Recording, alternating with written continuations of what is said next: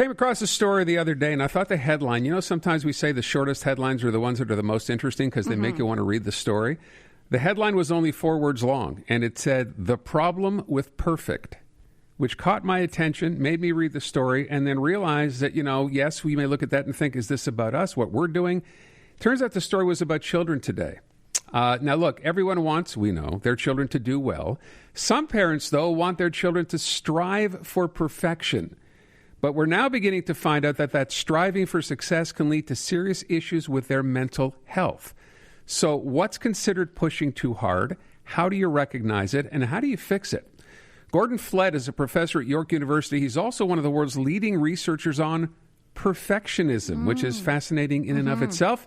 He's on the line. Mr. FLETT, thanks for being here this afternoon. Oh, thanks, Aaron. Glad to be with you. Let's start off by talking about this idea of recognizing what perfectionism actually is. Like, how would you recognize that in a child, that they're striving for that or you're pushing them to that end?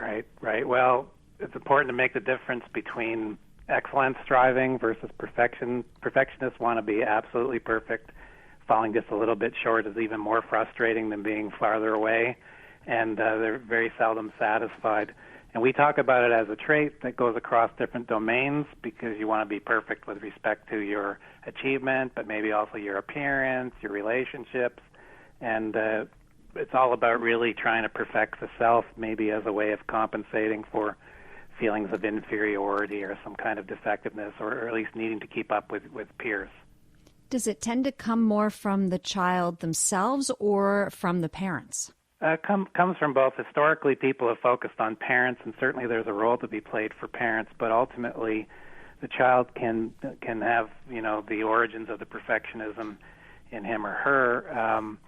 One set of research looks at the genetic component, so there's the role for the parent through the child in that regard as well, and temperament. And ultimately, though, if a parent is expecting or encouraging the child to be perfect, at some point the child, to really be a perfectionist, has to take it in terms of internalizing it. And, then the key is what factors can account for that. And some of that is when you identify with the parent, you're more likely to internalize it. But we also have to recognize that there's a role for the social factors, cultural factors, the school and peer environment, and, broader factors as well in terms of things like social media and what happens in terms of seeing people who are portraying perfect lives. So it's multiply determined, and one of the things we mentioned in our new book is that it has to be assessed as a complex thing and find out exactly what kind of perfectionism somebody's dealing with and experiencing, and then what are the different developmental routes to that. I just, in the story that I read about this, and I was kind of taken by this as well, one of the things that you talk about having skyrocketed is the number or the situation with respect to perfectionism, not in the last 100 years, only since the 1990s. So do we account for that with social media? Is that the big change here? I believe social media is a big factor. There's a variety of things, obviously, that are involved, but we had an example, the Academy Awards. I don't want to be lining up as one picking on Will Smith, but what I point to is somebody who's concerned about the prevalence of perfectionism, and now we have some evidence and that 1 out of 4, maybe 1 out of 3 kids have some kind of issue with perfectionism, that some of this is fueled by what happens when you see a celebrity who makes a mistake or doesn't do exactly the right thing, and then the pouncing on this person worldwide in terms of the social media reaction. So any kid who's already worried about making a mistake and is fearing what would happen, being criticized or ridiculed, can further feel this way by seeing what happens to well-known people who make a mistake and how that gets reacted to much more strongly these days. How can you tell, like you spoke about striving for excellence as opposed to striving for perfection, how can you tell when it's crossed over? I think it's crossed over a variety of ways. When there's no sign of any satisfaction for what everybody else would agree is a sound achievement, where there should be some sense of pride. Not knowing when to quit. I've heard stories about kids who've stayed after school and convinced the custodian that they can stay because they have to perfect a project, and it's at diminishing returns at that point.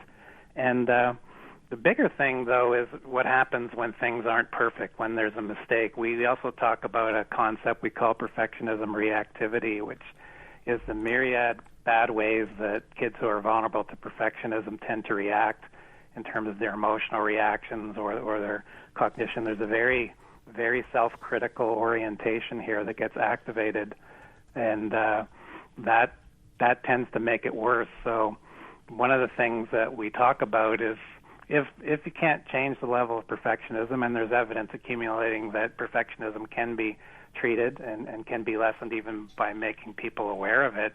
But if that's a problem because it's so ingrained, at least work on the reactions to perfectionism so that everything doesn't get blown out of proportion and that it doesn't become so irrationally important that it's really a recipe for problems. So if you have a child in this sort of situation, you write something about the concept of good enough. So this is a parent letting a child know, you know what you're doing is good enough. That's important to say?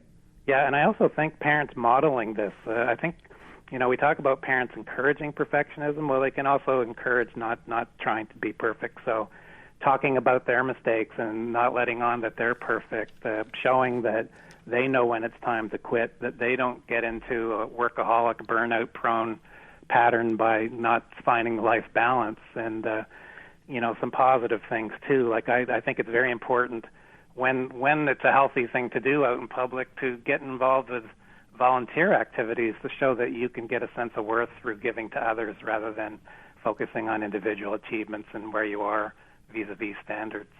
I like that a lot. As a mom of a 10-year-old, I'm taking this in and I'm paying attention. But I wonder if you get pushback with regards to, just give everybody a participation badge kind of thing. Yeah, no, not so much pushback in terms of that. It's that some people say, well, look, society's set up this way. I had a conversation with one of our administrators at our university one time about, well, let's face it, medical school or law school or whatever requires this, but one of the things we point out in our book is that anybody who's pushing that much, either they're pushing someone else or pushing themselves, that there is a breaking point in terms of too much pressure, and what might have actually been achieved is impossible due to that fear of failure and that internal dialogue that's making it impossible to learn new things and to show what you know. And how important is actually at a point where, if that's what you're striving for, you learn to forgive yourself? That's the biggest problem for people who are extremely perfectionistic. They don't learn to accept themselves very easily. Many of them say, oh, that's just a crutch that I'm giving myself, and they need to realize that they're not going to be the person who is the one who's perfect. It's funny, they talk about nobody's perfect. Everybody says that, but nobody says, well, I'm not going to, lower my standards any. Maybe I'm the one. So self-compassion, self-forgiveness, especially for mistakes. And there's where parents can play a role, too, in terms of they can say openly, you know what, I've been beating myself up about this thing, and maybe I don't need to. Maybe there's more to life than this, and maybe I could focus on what I've been doing right instead of what I've been doing wrong. Yeah, as one texter suggesting, suddenly being average doesn't sound so bad. No, I say aim low. Aim low.